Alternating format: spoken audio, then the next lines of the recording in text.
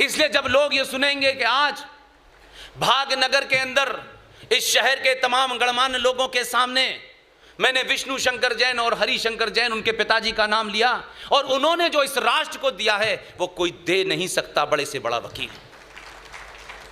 वकालत बहुत लोग करते हैं, दोनों पार्टियों से पैसा लेते रहते हैं, डेट पढ़वाते हैं, ऐसे बने बहुत सारे वकील होंगे, लेकिन जिन वकीलों ने अपना जीवन भारत सनातनी राष्ट्र को बचाने में लगाया, उनके करतूतें, उनके काम, उनके जो उन्होंने मुकदमे जीते हैं, अगर आपको पता होता और आप ताली बजाते तो विष्णु शंकर जैन और हरि शंकर जैन आज भी बनारस में मौजूद हैं, इसी के लिए लड़ रहे हैं। इसलिए मैं कहता हूं कि ठीक है आप इतिहास में लोगों के, लेकिन जिंदा लोग आपके बीच में बड़ा काम कर रहे हैं। आप सिर्फ ताली बजा करके, आपस में बात करके उनकी चर्चा भी करेंगे, ये चर्चा उनके कान तक जाएगी। इसलिए सरदार पटेल को जो काम सौंपा उन्होंने वो तो बताऊंगा, लेकिन उसी संविधान के पहले पेज पर जहां इंडिया दैट इज भारत है, वहां नंदी की तस्वीर बनी हुई है। पेज नंबर 3 पर अनादि काल से शिक्षा की क्या व्यवस्था थी, जिसे आज हम गुरुकुल कहते हैं, उस पेज नंबर 3 पे गुरुकुल बना हुआ है। पेज नंबर 5 पर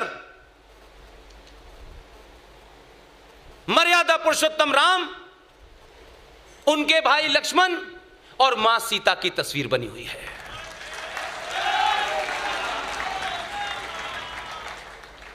भगवान राम किस तरीके से मां सीता को लेकर के श्रीलंका से लौट रहे हैं, उसी संविधान के अंदर भगवान कृष्ण की तस्वीर बनी हुई है, महावीर की बनी हुई है, छत्रपति शिवाजी की बनी हुई है, सुभाष चंद्र बोस की बनी हुई है।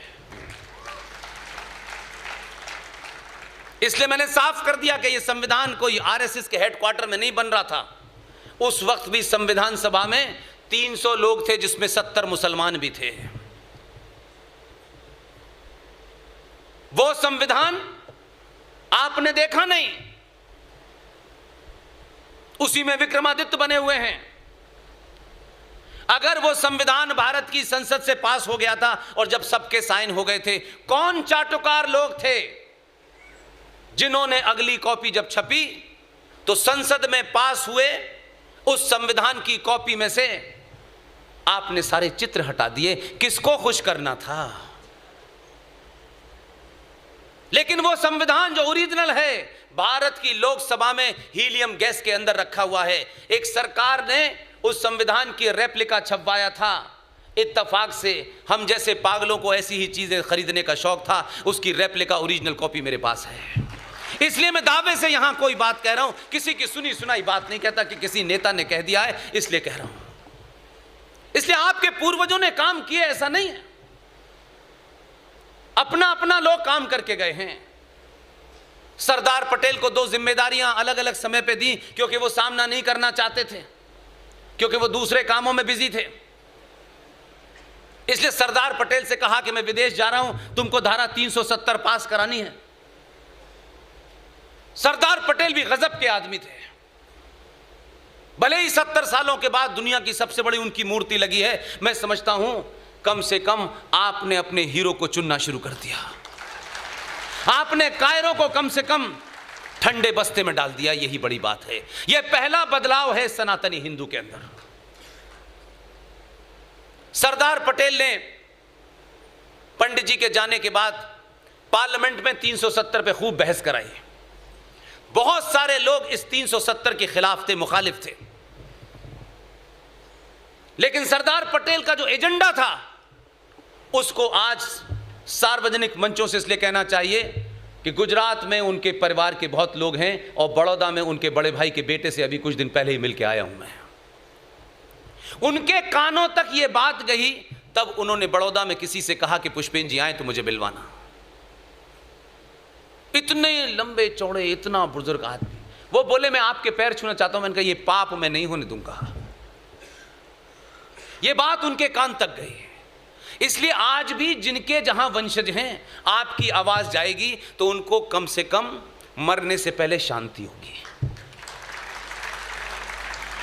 सरदार पटेल ने पार्लियामेंट में बहस कराई 370 के ऊपर और सब लोगों से कहा कि नेहरू जी चाहते हैं, इसमें विदेशी मामलात हैं, आप इसे पास कर दीजिए। 370 पास हो गई।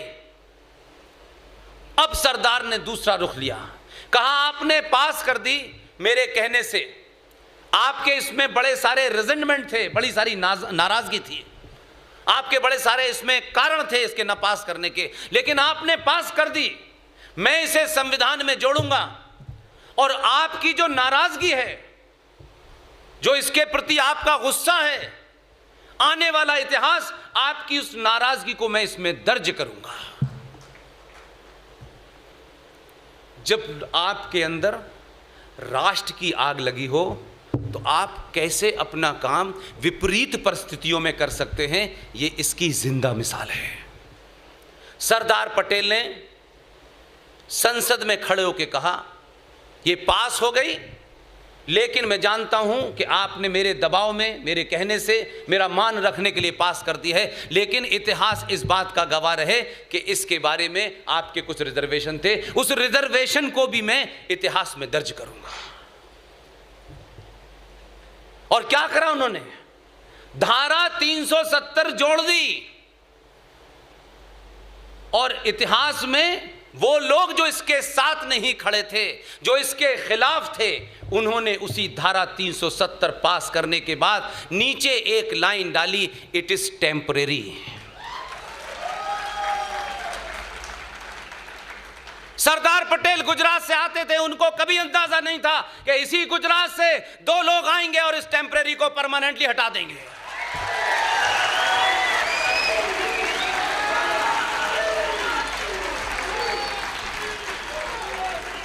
इसलिए इसे कहते हैं विजनरी। जिनकी विजन एडविना माउंटबेटन से आगे ना बढ़ती हो वो विजनरी नहीं कहलाते। ऐसे ऐसे महापाप इस देश में हुए हैं कि आपको बताऊंगा तो रोना आ जाएगा। 1960 में एडविना माउंटबेटन इंडोनेशिया या मलेशिया के किसी टापू पर अकेली पिकनिक मना रही थी, उनकी मृत्यु हो गई। यह खबर यहां पता चली और बात खत्म हो गई। मैं आपके सामने एक तथ्य रखता हूं, इसलिए आपको वहां ले जाना चाहता हूं। जो मुझसे उम्र में बड़े हैं वो जरूर उनको याद होगा। 79 में भारत में एक आदमी बिहार के सिताब दियारा नाम के छोटे से गांव से निकला जो बिहार में है, और उसने इंदिरा गांधी की तानाशाही के खिलाफ एक जन आंदोलन खड़ा किया जिसे भारत का इतिहास जेपी मूवमेंट के नाम से जानता है। उन जयप्रकाश नारायण की मृत्यु 79 में हुई। मैंने इसलिए कहा कि जब आपकी निगाह में सत्ता सत्ता सत्ता होती है तो आप अंधे हो जाते हैं और आप इतिहास की भूलों को और मजबूत कर देते हैं। जेपी की डेथ हुई, उसके बाद पार्लियामेंट में सवाल उठा कि क्या जेपी को भारत की संसद में हमें श्रद्धांजलि नहीं देनी चाहिए।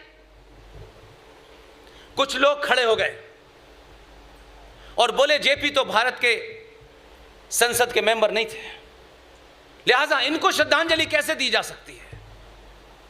लेकिन मुझे दुख है 79 में बड़े बड़े हिंदू प्रोधा मौजूद थे, जिन लोगों ने जेपी के मूवमेंट से सत्ता प्राप्त की थी वो मौजूद थे। उन्होंने ये नहीं बताया कि 1960 की में एडविना माउंटबेटन का देहांत मलेशिया के किसी टापू पे हुआ था, तो जवाहरलाल नेहरू ने भारत की संसद में उन्हें किस हैसियत से श्रद्धांजलि दी थी, पूछा नहीं किसी ने। इसलिए आपने पूछना छोड़ दिया था और अब पूछ रहे हैं तो इतने पगला गए हैं कि जनेऊ कुर्ते के ऊपर पहन रहे हैं।